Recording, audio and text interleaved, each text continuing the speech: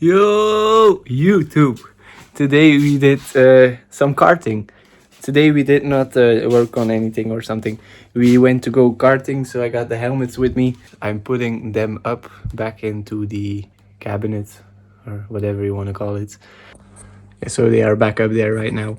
There are a lot of parts, so this is like a heat shield and everything. So this is from the battery box from the quad. So yeah, I did not shoot an intro, so I'm doing it right now. So I filmed some footage with the GoPro while karting. It's the GoPro from one of my friends, Milan. I'll put his channel in the description. Go check it out. He's a skater. So yeah, hope you all enjoy the footage. And yeah, let's go.